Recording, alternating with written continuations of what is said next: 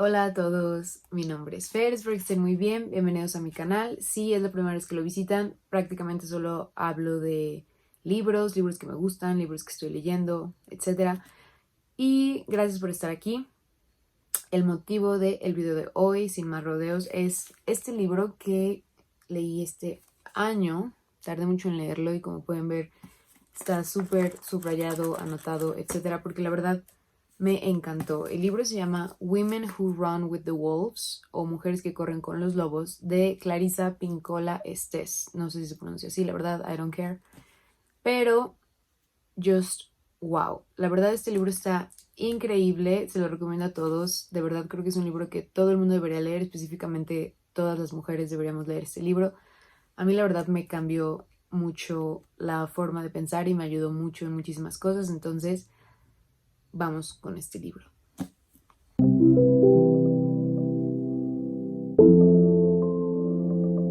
Creo que lo primero sería clasificar este libro y para eso voy a hacer una especie de apología de los libros de autoayuda porque la verdad reciben muchísimo hate y creo que no tiene nada de malo en ser experto en un tema, querer compartirlo, querer ayudar a otros a atravesar una situación por la que quizás tú ya pasaste. Creo que eso está muy padre de escribir libros, o sea, el proceso de la escritura obviamente es en alguna parte querer comunicarse con otros y nos reímos mucho de los libros de autoayuda. Yo sé que hay libros muy malos que por eso tienen mala fama este género, pero hay que aproximarse a un libro con la mente abierta, ¿no? No hay que llegar a un libro y decir no creo que este libro tenga nada que enseñarme o estar con esa actitud hater porque podemos perdernos de muchas cosas. Yo últimamente he estado leyendo mucha no ficción, algo que antes no hacía mucho, pero creo que hay cosas muy valiosas y hay muchísimos libros que podrían entrar en el género de autoayuda, ¿no? O sea, podríamos decir que los libros de filosofía son autoayuda, podríamos decir que la ficción es autoayuda, etcétera, porque nos ayuda a comprender cosas por las que estamos pasando a través de la lente de alguien que quizás atravesó la misma situación, quizás se dedica a estudiarlo, quizás le ha dedicado mucho más tiempo del que tenemos, ¿no? El punto de esos libros es simplificarnos la vida. Y para esto me acuerdo mucho de un libro que tengo por aquí. Para esto me acuerdo mucho de este libro que se llama The School of Life, de un filósofo que se llama Alain de Botton. Estos temas, bueno, los temas mencionados en este libro no es como que los haya inventado, es una recopilación de temas de muchísimas cosas, psicología, antropología, arte, etc. Y este libro tiene una apología al principio de los libros de autoayuda que la verdad se me quedó muy grabada, que dice que en todas las disciplinas, cuando alguien descubre algo, por ejemplo, yo soy Newton y descubro la ley de la gravedad, ¿no? Entonces, lo que hago es escribir un tratado y después estos conocimientos otras personas los aprenden sin tener que pasar por toda la experimentación. Es decir, nosotros ahorita ya no tenemos que comprobar esta teoría, de alguna forma la incorporamos y partimos de ella para hacer otro tipo de investigaciones, pero eso no pasa con la inteligencia emocional, ¿no? O sea, muchas veces las personas piensan que para aprender tienes que pasar por miles de lecciones dolorosas en la vida y que nadie puede enseñarte, pero en realidad podemos hacer el intento de guiarnos con textos, ¿no? O sea, creo que podemos aprender mucho, por ejemplo, de textos como los de Hannah Arendt que vienen de la Segunda Guerra Mundial y del Holocausto sin tener que pasarlo en carne propia, ¿no? O sea, no hay que tener ese estigma de que las lecciones de inteligencia emocional tienen que vivirse en carne propia y no se puede aprender a través de los ojos de alguien más. Creo que ese es un approach importante para desestigmatizar los libros de autoayuda. Obviamente hay libros muy malos y obviamente yo nunca les voy a recomendar un libro de Jordi Rosado, pero creo que hay muchas cosas muy valiosas en este género y este libro me parece uno de los más valiosos que he leído en muchísimo tiempo. Entonces, ya que estamos de acuerdo en que algunos libros de autoayuda son cool y que es necesario guiarse en la vida y tener una educación emocional aparte de libros y otras cosas, una educación psicológica, etc., pues podemos hablar de este libro. Si tuviéramos que describir súper básicamente este libro, yo diría que es un libro que parte de la teoría arquetípica de Carl Jung. Probablemente ya muchos conozcan a Carl Jung y él habló muchísimo de los arquetipos, ¿no? No es el primero que lo menciona porque la palabra arquetipo es muy antigua, viene del griego antiguo y ya Platón hablaba de estos arquetipos, ¿no? ¿Qué es un arquetipo? Es como un modelo perfecto, como un prototipo Por ejemplo, podemos decir que es un personaje con ciertas características y la aparición de este personaje se repite a través de la cultura, a través de las épocas, en diferentes manifestaciones artísticas, etc. Podemos pensar en las cartas del tarot, estas contienen arquetipos. Pensemos, por ejemplo, en el arquetipo del mago, ¿no? Este se repite, está el mago en las historias de la Edad Media, de los caballeros, en los cuentos de hadas, etc. El chamán en otras culturas. Hay diferentes arquetipos como la bruja, etc. Pincola Estés se refiere más a los arquetipos junguianos, ¿no? Estas figuras con características muy definidas que aparecen en diferentes expresiones artísticas de muchas culturas a lo largo de muchas épocas. Y, por ejemplo, pensamos en el mago o la bruja, son figuras con ciertas características muy específicas que son recurrentes en todas las culturas, en los cuentos de diferentes partes del mundo, en diferentes épocas, ¿no? En literatura es muy común hablar de los arquetipos en relación al camino del héroe, ¿no? El héroe es un arquetipo porque tiene ciertas funciones, tiene un rol que cumplir dentro de la historia y tiene ciertas relaciones con otros arquetipos. Ella dice que es psicoanalista y es una psicoanalista de la corriente junguiana. Sabemos que Carl Jung desarrolló muchas de sus teorías a partir de las teorías de Freud. Y Pincola Estés es mucho de la escuela junguiana, ¿no? Ella se dedica a ser analista, pero también tiene un bagaje cultural y espiritual muy grande por su familia. Habla mucho de sus raíces mexicanas, por ejemplo, y de cómo ella va entrelazando esta psicología junguiana con cosas que ella aprende y, más importante, cómo la va enriqueciendo, porque no hay que olvidar que tanto Freud como Jung dejan un poco de lado el rol de las mujeres y los arquetipos femeninos, ¿no? Entonces, un poco lo que hace Clarissa Pinkola Estés es crear este arquetipo de la mujer salvaje, que ahorita voy a hablar un poco más de eso, y explicar cómo podemos encontrar diferentes manifestaciones, diferentes arquetipos en la psique femenina a lo largo de las épocas y en diferentes regiones del mundo, en diferentes tradiciones, en diferentes cuentos folclóricos, cuentos de hadas, etc. El libro es la autora analizando diferentes cuentos de hadas de diferentes culturas, ¿no? ¿Y por qué cuentos de hadas? Lo que hay que recordar es que los cuentos de hadas no son historias bonitas, ¿no? No son lo que nosotros conocemos de las películas de Disney, sino que eran herramientas para transmitir conocimiento sobre muchísimos temas en otra época, ¿no? O sea, una historia es algo más fácil de recordar que si te pongo una lista de lecciones, entonces tenían un motivo de existir. Eran para niños, eran para educar a los niños en ciertas cosas. Por ejemplo, Caperucita Roja tenía muchas moralejas, muchos mensajes prácticos en su época, etc. Entonces, los cuentos de hadas originales generalmente, de hecho, son muy crueles, violentos, sangrientos, pero también llegan a ser mucho más complejos y hermosos de las historias un poco más diluidas que tenemos ahora, ¿no? Y hay cuentos de este tipo en todas las culturas que reflejan la cosmovisión, que reflejan el mundo espiritual, el mundo natural, etcétera, de cada una de las regiones de las que provienen. Diferentes ramas de estudio, sobre todo la psicología, se ha enfocado en estudiar estos cuentos de hadas, también la antropología, porque nos dicen mucho de la cultura de la que vienen. Por ejemplo, Freud usaba muchos cuentos de hadas y los mitos grecolatinos para desarrollar sus teorías y hablar de las cosas que nos mueven en general como humanidad, ¿no? Porque es difícil no notar estos patrones en los cuentos de hadas. Por ejemplo, el héroe, el personaje de la bruja, el personaje de la princesa o la damisela, etc. Son cosas que se repiten en diferentes culturas y que de alguna forma nos dicen mucho cómo nos desarrollamos como sociedad humana o como sociedades, qué son las cosas que pensamos son importantes, etc. Entonces, en este libro la autora retoma el psicoanálisis junguiano y otros tipos de terapias y conocimientos adquiridos durante su vida. Y esto es importante porque son conocimientos, es como una mezcolanza de conocimientos que ella ha adquirido de diferentes culturas, en diferentes ámbitos de su vida y por diferentes medios, ¿no? Recoge sabiduría de muchos pueblos nativoamericanos, muchos pueblos indígenas de México, muchos pueblos como por ejemplo del norte de Canadá, etc. Entonces hay como un gran bagaje cultural en este libro. Eso me parece muy interesante. Es un libro muy amplio en ese sentido, no solo se centra en cómo nosotros concebimos la psicología en Occidente. Y también por eso creo que es importante aproximarse al libro con la mente abierta, ¿no? Porque si queremos que este libro sea un tratado psicoanalítico, it's not it. No es eso, no estamos hablando solo de psicología. Hay partes donde la autora habla del alma y la espiritualidad. ¿Por qué? Porque trae un poco esas tradiciones de lo que representaba el alma, la intuición, etcétera, una esencia femenina que es observable a través de diferentes culturas.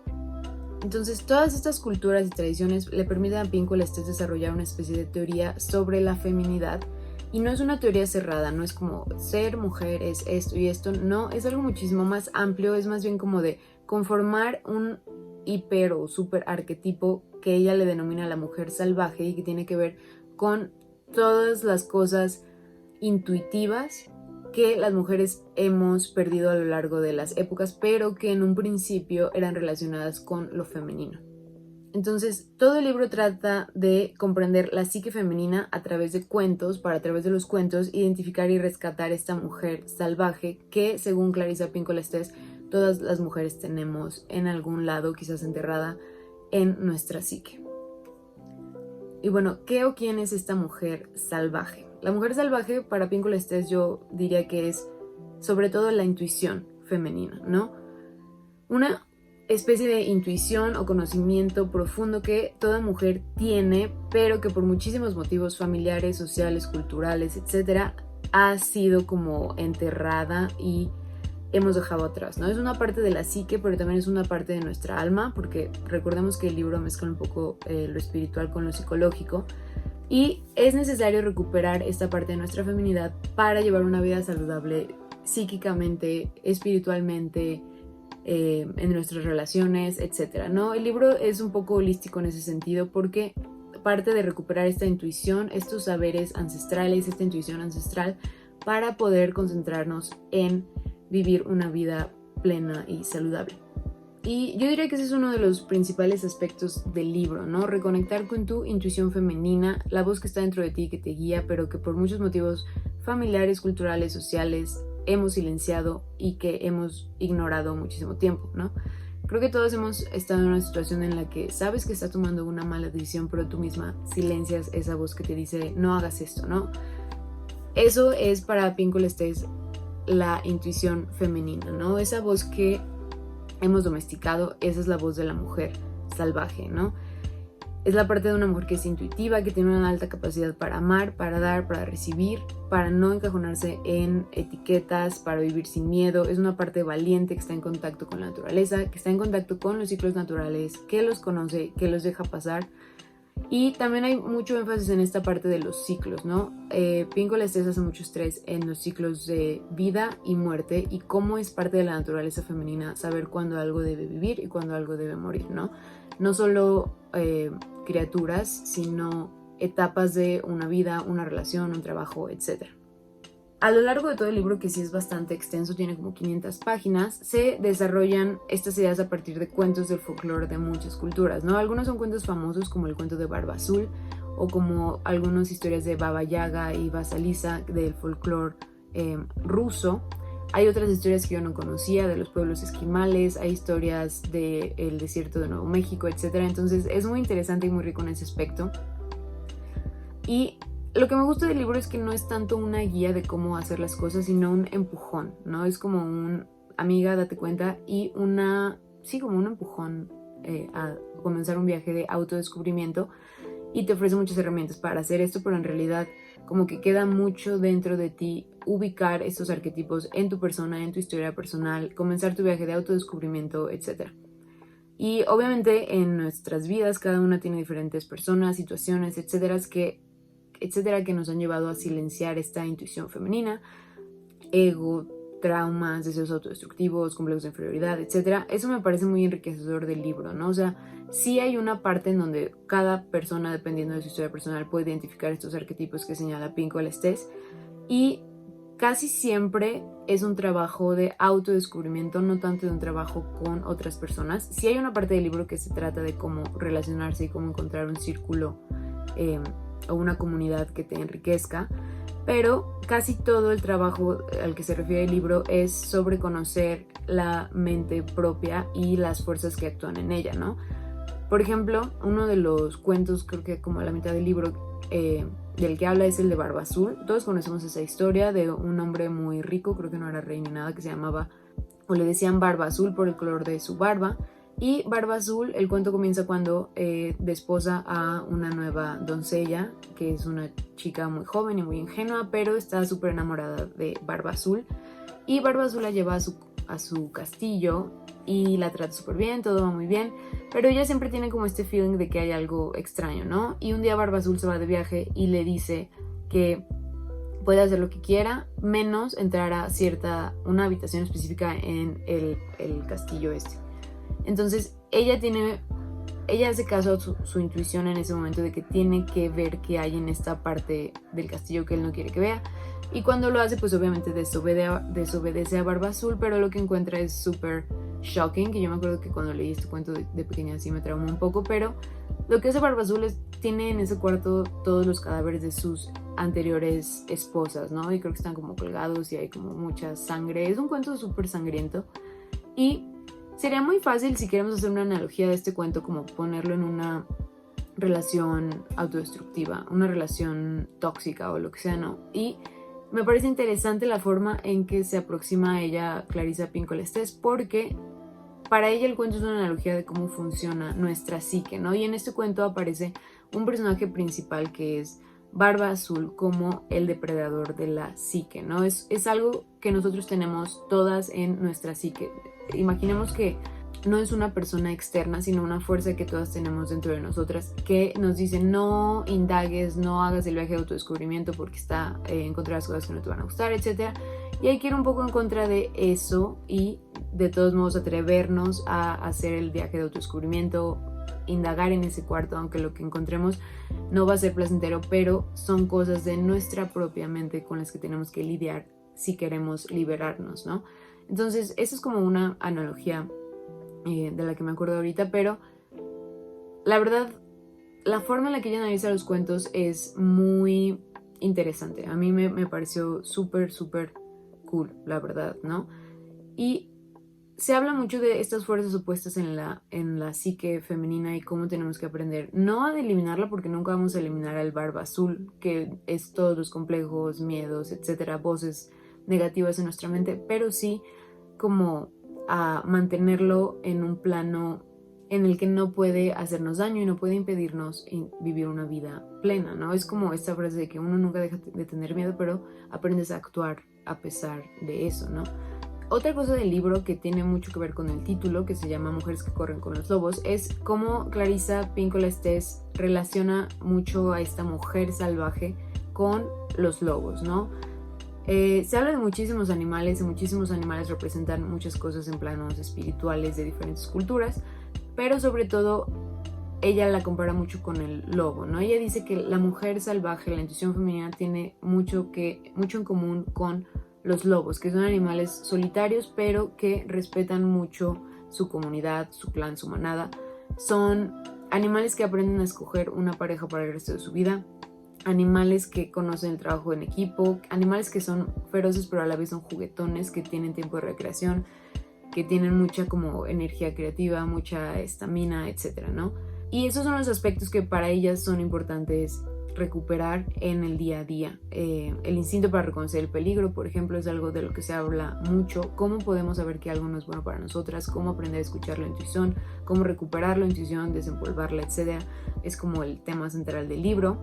La idea de la mujer salvaje no tiene nada que ver con el desapego a los modales o a las reglas, ¿no? No significa como andar desnudo por la calle ni nada por el estilo, sino sí deshacerse de las herramientas de domesticación que la sociedad y la cultura, el patriarcado, ha infligido en las mujeres a lo largo de las épocas, ¿no? Entonces, ¿y cómo podemos lograr esto? A través del autoconocimiento, a través de detectar qué ha sido impuesto a nosotros y qué ha hecho la sociedad o el mundo para acallar nuestra intuición y volvernos seres domesticados, ¿no? O sea, el libro se opone mucho a esta imagen de la mujer victoriana que es como súper recatada y callada, ¿no? Y se opone a ella con la mujer salvaje, que es ruidosa, que no le molesta dar a conocer su opinión, que no tiene miedo, que aprende a escoger su círculo de amigos y su pareja conforme a lo que ella sabe que es bueno para sí misma, ¿no? Ya no esta mujer como sufriente y mártir de otras tradiciones. Entonces eso es bastante interesante. esa es la mujer salvaje que debemos encontrar, ¿no? Incluso desenterrar por medio del trabajo del autoconocimiento. La naturaleza intuitiva, la naturaleza básica, el ser, la naturaleza sabia. Otra de las cosas importantes sobre la mujer salvaje es lo que mencionaba de los ciclos vitales de la vida y la muerte, saber cuándo algo tiene que morir, una relación, un trabajo, lo que sea, y saber cuándo es momento de dejar que algo nuevo comience a vivir, ¿no? O sea, conocer esos ciclos para una mujer es saber dejar ir, y eso tiene obviamente muchísimo que ver con el ciclo menstrual, los ciclos lunares, los ciclos con los que sabemos ahora que las mujeres estamos en sintonía. Encontrar la intuición significa en nuestras vidas saber reconocer nuestra manada, amistades y relaciones. Hay una parte del libro que también me gustó mucho que habla sobre cómo es importante recuperar la intuición incluso para escoger una pareja, ¿no? Es una analogía, me parece que la he leído en otros lados, pero es una analogía que se me quedó mucho porque habla de cómo la intuición femenina es saber lo que tú quieres, ¿no? O sea, y pensémoslo en comida, ¿no? Si yo dentro de mí sé que tengo antojo de pizza, por ejemplo, ¿no? Eso es algo que yo siento en mí que tengo antojo, tengo como ese craving y digo, quiero pizza, ¿no? Entonces, si yo reconozco que eso es lo que quiero comer, voy a tomar los pasos necesarios para comer eso, ¿no? Pero si yo solo digo, tengo hambre de algo, y luego bajo y hay un banquete y hay una mesa con muchas opciones, pero ninguna de ellas es pizza, de todos modos voy a terminar escogiendo algo que sacie mi hambre, aunque no sea lo que yo quiero. No sé si me explico, la verdad lo explica mejor en el libro. Pero a lo que me refiero es, la intuición femenina es saber que quizás lo que yo quiero y lo que en realidad me va a satisfacer psíquicamente, espiritualmente, no es algo que se me está ofreciendo inmediatamente, es algo por lo que preferiría esperar. Y el no conocer tú o el no estar en contacto con esta intuición significa que vas a conformarte con las cosas que se te ofrecen, aunque no sean lo que realmente quieres, porque ni siquiera sabes lo que quieres, porque no estás en contacto contigo misma y no conoces lo que quieres en realidad, ¿no? Entonces, esto es un poco la importancia del autoconocimiento. ¿Cómo vas a saber lo que quieres si no estás dispuesta a conocerte, a indagar dentro de ti, a abrir esa puerta del castillo de Barba Azul, ¿no? Es un libro bastante empoderador. Y por último, otra parte que me parece muy cool del libro y que creo que es especialmente importante para recomendarlo es la parte donde se habla de la creación, ¿no? Creo que este libro está muy enfocado para artistas y personas que crean, escritores, bailarines, mujeres que escriben, mujeres poetas, etc. Porque habla mucho de cómo la fuerza creativa, la energía creativa es una parte importantísima de la mujer salvaje y cómo muchas veces nos sentimos poco creativas o nos sentimos como estancadas porque no estamos en contacto con esta fuerza interior, ¿no? O sea, como este es como uno de los indicios de que estamos saludables en nuestra intuición y de que nuestra mujer salvaje es reconocida y está contenta, que tenemos energía creativa. Me siento súper chamánica hablando de estas cosas, pero la verdad es un libro súper interesante. Es un libro que creo que todas las mujeres deberíamos leer.